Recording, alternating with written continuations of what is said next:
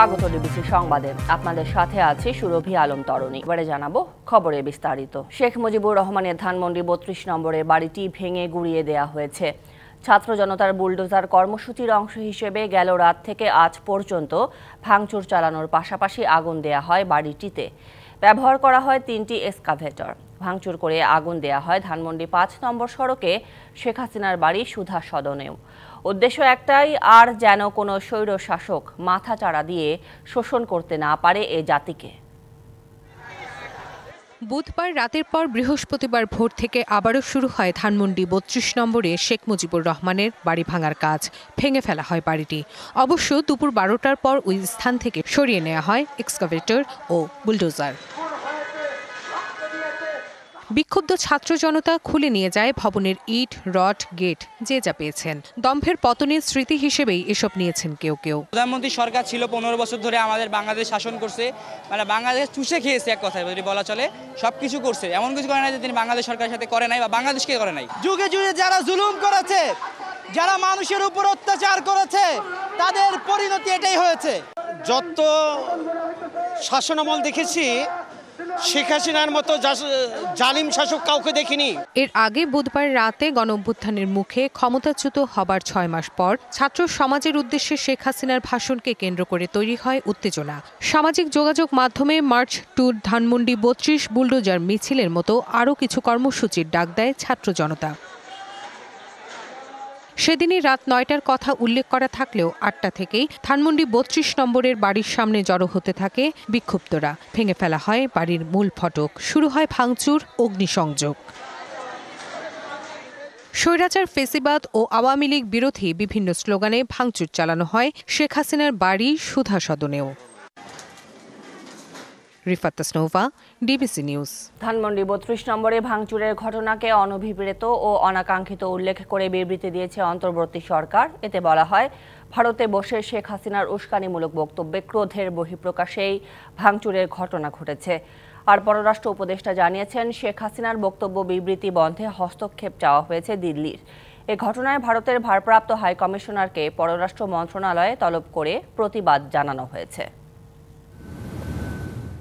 শেখ হাসিনার ভাষণের খবরে বুধবার ঘোষণা দিয়ে ধানমন্ডি ৩২ নম্বরে শেখ মুজিবুর রহমানের বাড়ি গুঁড়িয়ে দেয় বিক্ষুব্ধ ছাত্র জনতা, যার রেশ রয়ে গেছে এখনো।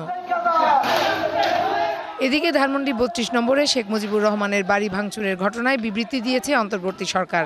এ ঘটনাকে অনভিপ্রেত ও অনাকাঙ্ক্ষিত উল্লেখ করে বলা হয়, ভারতে বসে জুলাই গণ অভ্যুত্থানের বিরুদ্ধে শেখ হাসিনার উস্কানিমূলক বক্তব্যের কারণে জনমনে গভীর ক্রোধের সৃষ্টি হয়েছে, যার বহিঃপ্রকাশ ঘটেছে। সরকার আশা করে ভারত তার ভূখণ্ডকে বাংলাদেশে অস্থিতিশীলতা সৃষ্টির কাজে ব্যবহৃত হতে না দেওয়ার পাশাপাশি শেখ হাসিনাকে বক্তব্য দেওয়ার সুযোগ দেবে না। অন্তর্বর্তী সরকার এ ধরনের ঘটনার পুনরাবৃত্তি দেখতে চায় না বলেও জানানো হয় বিবৃতিতে। এ নিয়ে কথা বলেন পররাষ্ট্র উপদেষ্টাও। এ ধরনের ঘটনা তো তখনও ঘটতে পারত, ঘটেনি। কিন্তু শেখ হাসিনা ভারতে থেকে যেসব বক্তৃতা বিবৃতি দিচ্ছেন, সেটাকে ছাত্র জনতা ভালোভাবে নেয়নি এবং তিনি অবিরাম যেহেতু প্রভোগ করতে থেকেছেন, তারই ফলশ্রুতিতে এই ঘটনাটা ঘটছে বলে আমাদের বিশ্বাস।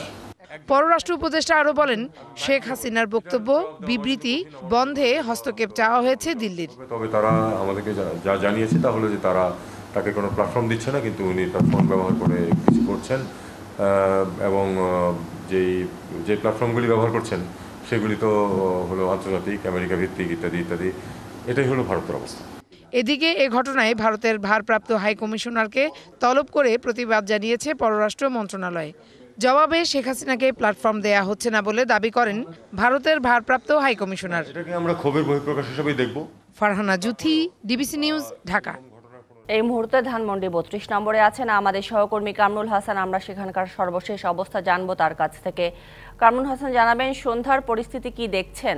তরুণী, প্রায় ২২ ঘন্টা পার হতে চলেছে। ধানমন্ডি ৩২ নম্বরের যে কর্মসূচি ছিল গতকাল রাত থেকেই, সেই কর্মসূচির ধারাবাহিকতা বজায় রেখে কিন্তু এখনো পর্যন্ত এখানে যে ভাঙচুরের যে কার্যক্রম সেটি চলমান রয়েছে। আপনাকে একটু জানাতে চাই, তৌহিদি ছাত্র জনতা এখানে কিন্তু ভাঙচুর কার্যক্রমে অংশ নিয়েছেন এবং এরই মাধ্যমে কিন্তু স্বৈরাচারী শেখ হাসিনা সরকারের যে ফ্যাসিবাদী রাষ্ট্র ব্যবস্থা ছিল সেটির প্রতি আসলে তারা ঘৃণা প্রকাশ করছেন। তারা বলছেন যে ফ্যাসিবাদের যে তীর্থস্থান এই ধানমন্ডি ৩২ নম্বরের যে বাড়িটি সেটিকে তারা কোনোভাবে আর জিইয়ে রাখতে চান না এবং এটি পুরোপুরি ধ্বংসস্তূপে পরিণত না হওয়া পর্যন্ত কিন্তু তারা এখান থেকে সরবেন না এবং যে ভাঙচুরের যে কার্যক্রম রয়েছে সেটি কিন্তু তারা চলমান রাখবেন। তো এইভাবেই কিন্তু চলছে, সময় গড়াচ্ছে, কিন্তু এখানকার যে উৎসুক জনতা রয়েছে তারা কিন্তু এই স্থান ত্যাগ করেনি, কিন্তু তারা এখনো পর্যন্ত তাদের কর্মসূচি চালিয়ে যাচ্ছে। ঠিক কখন আসলে এটি শেষ হবে সেই বিষয়ে কিন্তু নিশ্চিতভাবে আমরা বলতে পারি না। তো একটি বিষয় নতুন তথ্য আপনাকে জানাতে চাই, এখানে যে তৌহিদি ছাত্র জনতা রয়েছে তারা এই ভবনটি সম্পূর্ণরূপে গুড়িয়ে দেওয়ার পরে এখানে কোনো ধর্মীয় উপাসনালয় অথবা ঈদগাহ মাঠে রূপান্তর করার জন্য তারা একটি দাবি জানিয়েছে বর্তমান যে সরকার রয়েছে তার কাছে, যে এই ভবনটি ভেঙে গুড়িয়ে দেওয়া শেষে এখানে। কামরুল হাসান, ধন্যবাদ আপনাকে। ছাত্র জনতার বুলডোজার কর্মসূচির অংশ ধানমন্ডি ৩২ নম্বরের শেখ মুজিবুর রহমানের বাড়িটি ভেঙে দেওয়া হয়েছে এবং ভারতে বসে শেখ হাসিনার প্রতিনিয়ত বিবৃতি দেওয়ায় বিক্ষুব্ধ হয়ে ওঠে ছাত্র জনতা। এ নিয়ে আরও বিস্তারিতভাবে জানার চেষ্টা করব। আমাদের সাথে বার্তা কক্ষ থেকে যুক্ত হয়েছেন স্টাফ রিপোর্টার ইকবাল অনেক। আমরা যেমনটি আমাদের সহকর্মী কামরুল হাসানের মাধ্যমে দেখতে পাচ্ছিলাম যে নানা বয়সী মানুষদের ভিড় সেখানে ধানমন্ডি ৩২ নম্বরে এখনো সেখানে স্লোগান দেওয়া হচ্ছে। আসলে এই ব্যাপারটি নিয়ে বিভিন্ন অঙ্গনে নানা আলোচনা সমালোচনা চলছে। আপনার কি মনে হয় বা বিশেষজ্ঞরা কি বলছেন রাজনৈতিক অঙ্গনে এবং কূটনৈতিকভাবে এর প্রভাব কেমন পড়তে পারে? শুরুই হচ্ছে জুলাই আগস্টের গণ অভ্যুত্থানের পর ৫ই আগস্ট হচ্ছে সাবেক প্রধানমন্ত্রী দেশ থেকে পালিয়ে যায় অন্য একটি দেশে। তার প্রেক্ষিতে কিন্তু হচ্ছে তার বিরুদ্ধে কিন্তু বেশ কিছু মামলা হয়।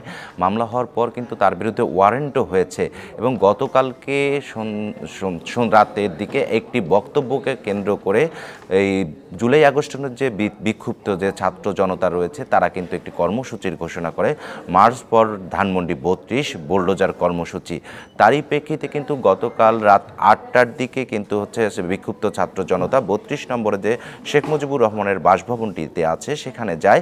পরবর্তীতে তারা কিন্তু হচ্ছে সেখানের গেট ভেঙে ভিতরে প্রবেশ করে তাদের বিভিন্ন অংশ ভাঙচুর করে। পরে রাতের দিকে হচ্ছে 3টি বুলডোজার দিয়ে রাতের পর্যন্ত সেখানে ভাঙার কার্যক্রমটি চলে এবং ভোর থেকে কিন্তু দুপুর পর্যন্ত এই বুলডোজার দিয়ে ভাঙার কার্যক্রমটি চলে। পরে দুপুরের পর বুলডোজারগুলোকে সরিয়ে নেওয়া হয়।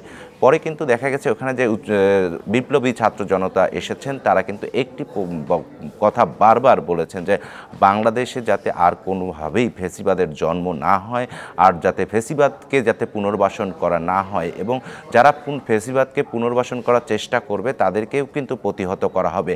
আর এই যে ঘটনাটা হচ্ছে তারা কিন্তু বলছেন যে এটি কিন্তু একটি নজির হয়ে থাকবে, যারা ফ্যাসিবাদের মতো কার্যক্রম পরিচালনা করবে তাদের এখান থেকেই কিন্তু শিক্ষা নিতে হবে, যাতে যারা মানুষের শোষণ করার, যেহেতু আওয়ামী লীগ সরকার দীর্ঘ 15 থেকে 16 বছরের মতো এই সাধারণ মানুষের উপর হত্যা, গুমের মতো ঘটনা ঘটিয়েছে, সেক্ষেত্রে হচ্ছে আপনার দেখা গিয়েছে যে এই যে বিষয়গুলো রয়েছে তারা কিন্তু এই যে হত্যাকাণ্ড বা গুমের সাথে জড়িত যারা ছিলেন তাদের সর্বোচ্চ শাস্তির দাবিও জানিয়েছেন। সুরভি। জি ইকবাল, অনেক ধন্যবাদ আপনাকে যুক্ত হবার জন্য। ধানমন্ডি ৩২ নম্বরে আগুন ভাঙচুরের পাশাপাশি সারা দেশের বিভিন্ন স্থানে ভাঙচুর করা হয়েছে শেখ মুজিবুর রহমানের মুরাল। ভাঙা হয়েছে আওয়ামী লীগের সাবেক মন্ত্রী এমপিদের বাসভবন ও দলীয় কার্যালয়। বিক্ষুব্ধ ছাত্র জনতা বলছে ফ্যাসিবাদের সব চিহ্ন মুছে দিতে চান তারা।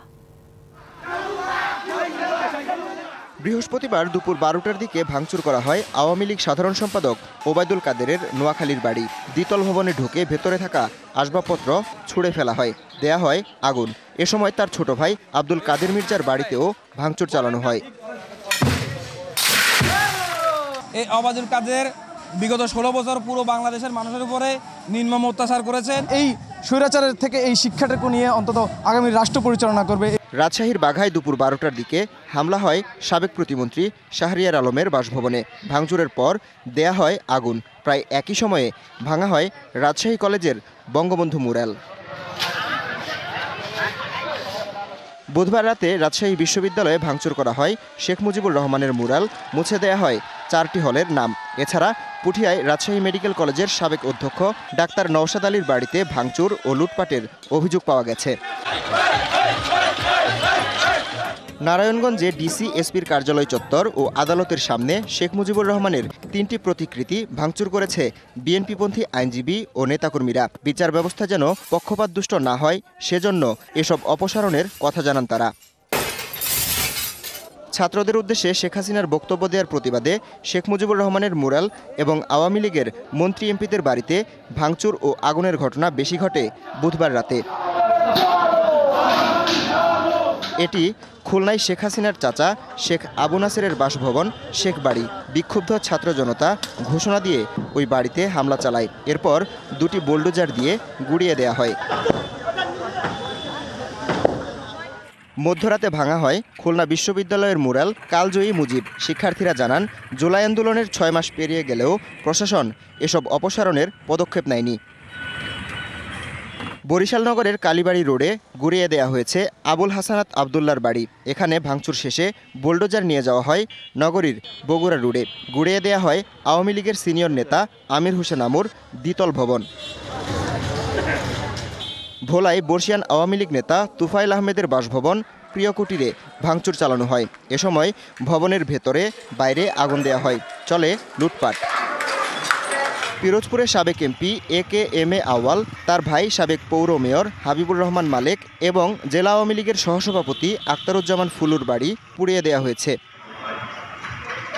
কুষ্টিয়ায় ভাঙা হয়েছে আওয়ামী লীগের যুগ্ম সাধারণ সম্পাদক মাহবুবুল আলম হানিফের বাসভবন। বৃহস্পতিবার সকালে বাড়ির সামনে ভিড় করেন উৎসুক জনতা। কুমিল্লায় আওয়ামী লীগ নেতা আফম বাহাউদ্দিন বাহারের বাড়িতে ভাঙচুর ও আগুন দেয়া হয়। এছাড়া কুমিল্লা মহানগর ও দক্ষিণ জেলা আওয়ামী লীগের কার্যালয়ে ভাঙচুরের চেষ্টা চালানো হয়। সুনামগঞ্জ পৌরসভা, ঐতিহ্য জাদুঘর, মুক্তিযোদ্ধা ভবন, জেলা পরিষদ এবং সদর উপজেলা প্রাঙ্গণে শেখ মুজিবুর রহমানের মুরাল ভাঙচুর করেছে বিক্ষুব্ধরা। একই সময়ে শহরের হাসাননগরে ডঙ্কাশার মাজারের স্থাপনা ভেঙে দেয়া হয়। চুয়াডাঙ্গা ডিসি চত্বরে শেখ মুজিবুর রহমানের মুরাল এবং জেলা আওয়ামী লীগের কার্যালয় ভাঙচুরের পর গুড়িয়ে দিয়েছে বৈষম্য বিরোধীরা। সিলেটের শাহজালাল বিজ্ঞান ও প্রযুক্তি বিশ্ববিদ্যালয়ের বঙ্গবন্ধু মুরাল ভেঙে গুড়িয়ে দেয়া হয়। পরে শেখ ফজিলাতুন্নেসা মুজিব হলের নামফলক খুলে ফেলা হয়। রংপুরে বেগম রোকেয়া বিশ্ববিদ্যালয় সহ বিভিন্ন জায়গায় শেখ মুজিবুর রহমানের মুরাল, শেখ ফজিলাতুন্নেসা মুজিব ও শেখ হাসিনার নামফলক বুলডোজার দিয়ে গুড়িয়ে দেয়া হয়। এছাড়া নাটোরের সাবেক এমপি শফিকুল ইসলাম শিমুলের বাসভবন জান্নাতি প্যালেসে আগুন জ্বালিয়ে উল্লাস করেন বৈষম্য বিরোধীরা। এছাড়া সাবেক মেয়র উমা চৌধুরীর বাসভবনেও আগুন দেয়া হয়। অন্যদিকে টাঙ্গাইল এবং মাদারীপুরে জেলা আওয়ামী লীগের কার্যালয় ভাঙচুর করে ছাত্র জনতা। Habibur Rahman, DBC News desk. রাষ্ট্রীয় অর্থ অপচয় করে বিদেশ ভ্রমণ ও ভুয়া ডক্টরেট ডিগ্রি অর্জনের অভিযোগে সাবেক প্রধানমন্ত্রী শেখ হাসিনার বিরুদ্ধে অনুসন্ধানে নেমেছে দুদক। সংস্থাটি বলছে, বিদেশ সফরে শেখ হাসিনার বিশাল বহরের পেছনে গেল 5 বছরে প্রায় 200 কোটি টাকা খরচ হয়েছে বিমান বাংলাদেশ এয়ারলাইন্সের। এছাড়া সরকারি অর্থ ব্যয়ে লবিস্ট নিয়োগ করে শেখ হাসিনার বিরুদ্ধে ভুয়া ডক্টরেট ডিগ্রি নেওয়ার অভিযোগ রয়েছে বলেও জানান দুদক মহাপরিচালক। ক্ষমতাচ্যুত প্রধানমন্ত্রী শেখ হাসিনা বাংলাদেশ থেকে বিদেশ সফরে বিমান বাংলাদেশ এয়ারলাইন্সের অত্যাধুনিক উড়োজাহাজে যেতেন। 2019 থেকে 24 পর্যন্ত বিমান বাংলাদেশ এয়ারলাইন্স 250 কোটি টাকা খরচে 48টি ভিভিআইপি ফ্লাইট পরিচালনা করে। দুদক জানায়, গত 5 বছরে শুধু শেখ হাসিনার বহরের পেছনে প্রায় 200 কোটি টাকা সরকারি অর্থের অপচয় হয়েছে। সংস্থাটি আরও জানায়, টানা 16 বছর ক্ষমতায় থাকাকালে প্রায় প্রতি বছর জাতিসংঘের অধিবেশনে সরকার প্রধান হিসেবে যোগ দেন তিনি। প্রতিবারই যুক্তরাষ্ট্রে নিয়ে যেতেন বিশাল বহর। এতে অপ্রয়োজনে সরকারি বিপুল অর্থের অপচয় হয়েছে। প্রয়োজনের অতিরিক্ত জনবল নিয়ে বিদেশ ভ্রমণ, যেখানে নীতিমালা বহির্ভূত কিছু রয়েছে কিনা এবং সেখানে সরকারি অর্থের অপচয় হয়েছে কিনা এই বিষয়গুলো যাচাইয়ের জন্যই প্রকাশ্য অনুসন্ধানের সিদ্ধান্ত গৃহীত হয়েছে। দুদক মহাপরিচালক আক্তার হোসেন জানান, শেখ হাসিনার বিরুদ্ধে বিভিন্ন বিশ্ববিদ্যালয় থেকে ভুয়া ডক্টরেট ডিগ্রি নেওয়ার তথ্য রয়েছে। সরকারি অর্থে লবিস্ট নিয়োগ করে ত্রিপুরা, বিশ্বভারতীয় বিশ্ববিদ্যালয় এবং বেলজিয়াম থেকে ডিগ্রি নেওয়ার গোয়েন্দা তথ্য পাওয়ার কথা জানান তিনি। জাতীয় স্বার্থের পরিপন্থী চুক্তির বিনিময়ে 3টি বিশ্ববিদ্যালয়, ভারতের ত্রিপুরা বিশ্ববিদ্যালয়, বেলজিয়ামের ক্যাথলিক বিশ্ববিদ্যালয় অব ব্রাসেলস, ভারতের বিশ্বভারতী বিশ্ববিদ্যালয় থেকে ডক্টরেট ডিগ্রি অর্জনের অভিযোগের প্রেক্ষিতে গোয়েন্দা তথ্য অনুসন্ধানে করা হয়েছে এবং গোয়েন্দা তথ্যের ভিত্তিতে এ বিষয়ে প্রকাশ্য অনুসন্ধানের সিদ্ধান্ত গৃহীত হয়েছে। প্রশ্নের জবাবে দুদক মহাপরিচালক জানান, অন্তর্বর্তী সরকারের সময়েও সরকারি অর্থ অপচয় করে বিদেশ ভ্রমণের অভিযোগ পেলে খতিয়ে দেখা হবে। অবশ্যই সেটা যাচাই করা হবে। Aditya Arafat, DBC news, Dhaka. যেমনটি জানাচ্ছিলাম, সরকারি অর্থ অপচয় করে বিদেশ ভ্রমণ এবং অর্থের বিনিময়ে সাবেক প্রধানমন্ত্রী শেখ হাসিনার ডক্টরেট ডিগ্রি অর্জনের বিষয়ে অনুসন্ধানের সিদ্ধান্ত নিয়েছে দুদক। এ বিষয়ে আরও বিস্তারিত জানার চেষ্টা করব। আমাদের সাথে বার্তা কক্ষ থেকে যুক্ত হয়েছেন অ্যাসাইনমেন্ট এডিটর আদিত্য আরাফাত। আদিত্য, সাবেক প্রধানমন্ত্রী শেখ হাসিনার ডক্টরেট ডিগ্রি লাভ নিয়ে দুদক কোন বা কিসের প্রেক্ষিতে অনুসন্ধানের সিদ্ধান্তে এলো? একটু আপডেট তথ্য দিই। কিছুক্ষণ আগে আনুষ্ঠানিকভাবে অনুসন্ধান কার্যক্রমও শুরু হয়েছে। এই অনুসন্ধানটি আপনি জানতে চেয়েছেন যে কোন প্রেক্ষাপটে অনুসন্ধানের সিদ্ধান্ত নিয়েছে বা শুরু করতে যাচ্ছে। তো এখানে দুদক যেটি আমাদেরকে জানিয়েছে সেটি হচ্ছে যে দুদকের কাছে একটি গোয়েন্দা তথ্য ছিল, সেই গোয়েন্দা তথ্যের ভিত্তিতেই তারা এই অনুসন্ধানের সিদ্ধান্ত নিয়েছে এবং দুদকের কাছে যে গোয়েন্দা তথ্যগুলো ছিল সেই তথ্যের ভিত্তিতে শুধুমাত্র সেই তথ্য যাচাই না করে তারা অনুসন্ধানের সিদ্ধান্ত নেয়নি, সেই তথ্যটিও তারা যাচাই করেছে বলে গণমাধ্যমের কাছে দুদকের পক্ষ থেকে দাবি করা হয়েছে। তো এখানে দুদকের কাছে দুটি বিষয় মোটা দাগে অভিযোগ এবং গোয়েন্দা তথ্য ছিল এবং গোয়েন্দা প্রতিবেদন রয়েছে। সেখানে একটি হচ্ছে যে সাবেক প্রধানমন্ত্রী শেখ হাসিনার বিরুদ্ধে যে বিভিন্ন দেশে নিউ ইয়র্ক সহ জাতিসংঘের অধিবেশন এবং বিভিন্ন দেশে যে প্রধানমন্ত্রী বাংলাদেশ থেকে প্রধানমন্ত্রী হিসেবে বিদেশ সফর করেছেন, সেখানে প্রয়োজন ছাড়া তার সফর সঙ্গী করেছেন অনেককে এবং সেখানে দুদক গত 5 বছরের একটি হিসেব দিয়েছে, যে হিসেবে দুদক বলছে যে প্রায় 200 কোটি টাকা অর্থের অপচয় হয়েছে। এই অর্থ অপচয়টি হচ্ছে যে এই 200 কোটি টাকা অর্থাৎ যে অপ্রয়োজনে খরচ করা হয়েছে এবং রাষ্ট্রীয় সফরে যে খরচ করার দরকার ছিল তার অতিরিক্ত দুদক পরিসংখ্যান করে তথ্য হিসেব করে আমাদেরকে জানিয়েছে প্রয়োজনের অতিরিক্ত 200 কোটি টাকা খরচ হয়েছে এবং যেহেতু এটি সরকারি অর্থ সেজন্য দুদকের তফসিলভুক্ত অপরাধ, সেজন্য অনুসন্ধানের সিদ্ধান্ত নেওয়া হয়েছে বলে দুদকের পক্ষ থেকে আমাদেরকে জানানো হয়েছে। আপনি 5 বছরের কথা বলেন, 5 বছরের আগেও তো এই ধরনের বিভিন্ন সময় আমরা দেখেছি যে অর্থের অপচয় করে বিদেশ ভ্রমণের অভিযোগ ছিল। এখন এমন কি কোনো অভিযোগ পাচ্ছে কিনা দুদক? পেলেও দুদক কি তা অনুসন্ধান করবে? হ্যাঁ, দুদক যেটি জানিয়েছে যে তাদের কাছে যে সুনির্দিষ্ট তথ্য থাকে, গোয়েন্দা তথ্য থাকে, সে তথ্যের ভিত্তিতেই তারা মূলত অনুসন্ধানের সিদ্ধান্ত নিয়ে থাকে। আমরা দুর্নীতি দমন কমিশন আজকে যে সংবাদ সম্মেলন করেছে এ বিষয়ে সংবাদ মাধ্যমকে আনুষ্ঠানিকভাবে জানিয়েছে। সেখানে প্রশ্ন করা হয়েছিল যদি এই সময়েও যদি এমন সরকারি অর্থের অপচয় করা হয় তাহলে দুদক সেই অনুসন্ধান করার বিষয়ে দুদকের সৎ সাহস আছে কিনা, সে বিষয়ে দুদকের পক্ষ থেকে বলা হয়েছে যদি এমন কোনো অভিযোগ পান যে প্রয়োজনের অতিরিক্ত বর্তমান সরকারের সময়ও অতিরিক্ত খরচ করা হচ্ছে রাষ্ট্রীয় সফরে বিশেষ করে, তো সেই বিষয়ে তারা সেই অনুসন্ধানে যদি তাদের কাছে সুনির্দিষ্ট অভিযোগ থাকে সেই সুনির্দিষ্ট অভিযোগ তারা যাচাই করে অনুসন্ধান করবেন বলে এমনটি গণমাধ্যমের কাছে আমাদের কাছে জানিয়েছেন। একদম পরিষ্কার। আদিত্য আরাফাত, ধন্যবাদ আপনাকে বার্তা কক্ষ থেকে যুক্ত হবার জন্য। ভারী তুষারপাতের ছেয়ে গেছে দক্ষিণ কোরিয়ার রাজধানী সিওল। স্থানীয় সময় বুধবার বিকেলে রাজধানী জুড়ে হঠাৎ করে দেখা দিয়েছে প্রবল তুষারপাত। দেশটির আবহাওয়া বিভাগ বলছে সিওলে তাপমাত্রা নেমেছে 0 ডিগ্রিতে। 24 ঘন্টার মধ্যে সিওল সহ দেশটির উত্তরাঞ্চলে শৈত্যপ্রবাহের পাশাপাশি বাড়বে তুষারপাত, একই সাথে অব্যাহত থাকবে শক্তিশালী বাতাস। এতে অঞ্চল জুড়ে জারি করা হয়েছে সতর্কতা, বাসিন্দাদের বাড়িতে থাকার নির্দেশ দিয়েছে কর্তৃপক্ষ। এর মধ্যে পর্যটক এলাকাগুলোকে এড়িয়ে চলার নির্দেশ দেওয়া হয়েছে। saw a lot of snow, leading to accidents, including a car crash on the Seoul-Yangyang Expressway that resulted in 1 person dead and 6 injured. The first snow of the season fell heavy. On Wednesday, the Seoul Meteorological Observatory said the heaviest BPL এর mega final সামনে রেখে hotel শেরাটনে হবে trophy আনভেইলিং। সেখানে আছেন আমাদের সহকর্মী শাহান পাপন, আমরা যাচ্ছি তার কাছে। পাপন, ট্রফি আনভেইলিং কখন শুরু হবে মূল অনুষ্ঠান, আর ইভেন্টে এখন পর্যন্ত কারা কারা উপস্থিত হয়েছেন? আমরা যতটা দেখতে পেয়েছি এখনো পর্যন্ত বিসিবির 2 জন পরিচালক আছেন এবং আমার সাথে একজন রয়েছেন নাজবুল আবেদিন ফাহিম। এবং তার আগে একটু জানিয়ে দিই যে 7:30 অনুষ্ঠিত হওয়ার কথা ছিল যে ফটো সেশনটা, এখনো পর্যন্ত সেটা শুরু হয়নি। একটু ফাইন টিউনের কাজ চলছে, আশা করা হচ্ছে কিছুক্ষণের মধ্যেই হয়তো শুরু হবে। তার আগে আমরা যেহেতু পেয়েছি পরিচালক নাজবুল আবেদিন ফাহিমকে, একটু জানতে চাইবো যে সোফার বিপিএল কেমন দেখলেন, কতটা প্রত্যাশিত ছিল এবং কতটা পূরণ হলো? ধন্যবাদ। প্রথমে একটু ক্ষমা চেয়ে নিচ্ছি যে আমাদের ফটোশুটের প্রোগ্রামটা 7:30 হওয়ার কথা ছিল, বাট আমার মনে হয় হোটেল কর্তৃপক্ষ হঠাৎ করেই তাদের ভেন্যুটা একটু চেঞ্জ করাতে আমাদেরকে একটু বেশি সময় নিতে হচ্ছে, দুঃখিত সে কারণে।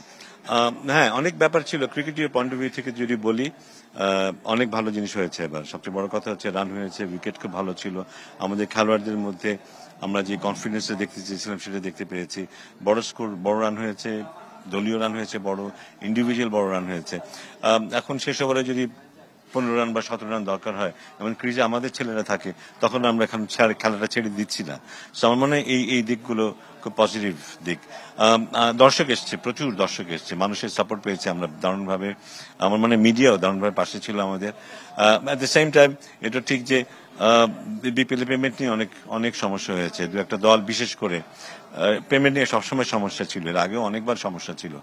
একটা দল বিশেষ করে এটাকে যে এক্সটেন্টের নিচে নামিয়েছে সেটা আসলে অত্যন্ত অসুন্দর ছিল আমি বলবো। এটাতে একটু ইন্টারাপ্ট করতে চাই। আপনারা মানে ফ্র্যাঞ্চাইজির জন্য অনেক কিছু করেছেন এবং দৃশ্যমান মানে কাজ করেছেন, আপনারা ছাড় দিয়েছেন দর্শকের জন্য, দর্শক আসে সেই ব্যবস্থাটা করে দিয়েছেন। তারপরে ফ্র্যাঞ্চাইজিগুলো আসলে সেই প্রতিদানটা কিছু ফ্র্যাঞ্চাইজি কতটা দিল বা মানে কতটা প্রত্যাশিত ছিল? না, কিছুটা দুঃখজনক, কারণ আমরা এবার কিন্তু উই মেড শিওর যে ফ্র্যাঞ্চাইজির সাথে আমাদের একটা সুন্দর সম্পর্ক তৈরি হয়। ফ্র্যাঞ্চাইজি যেন না ভাবে তারা শুধু এখানে খেলে চলে যাবে। আমরা চেয়েছিলাম একটা বন্ধুত্বপূর্ণ সম্পর্ক হবে, তাদেরকে আমরা সেই রেসপেক্টটা দিব ফ্র্যাঞ্চাইজি হিসাবে, এবং সেটার চেষ্টা আমাদের সবসময় ছিল কিভাবে তাদের একটু প্রমোট করা যায়, কিভাবে তাদেরকে লাইমলাইটে নিয়ে আসা যায়। এই ব্যাপারটা আমরা সবসময় খুব সিরিয়াস ছিলাম। বাট আনফর্চুনেটলি দেখেছি 2-1টা ফ্র্যাঞ্চাইজি যারা সেটা ঠিক প্রতিদানটা দেয়নি কিন্তু আমাদের। সো এবং শুধু তাই না, যেটা আমরা কোনোদিন ভাবিও নি যে পর্যায়ে পর্যন্ত পেমেন্টের ব্যাপারগুলো নেমেছে সেটা হয়েছে, সেটা খুব দুঃখজনক। বাট যতই যা বলি দুঃখজনক বা যাই, দায়টা আমাদেরই, কারণ এই ফ্র্যাঞ্চাইজিদেরকে আমরা নিয়ে এসেছি, এখানে সুযোগ দিয়েছি খেলার জন্য। সো এটা একটা লেসন হয়ে থাকলো আমাদের জন্য। এটাই বোধহয় আসলে ভুল কথা।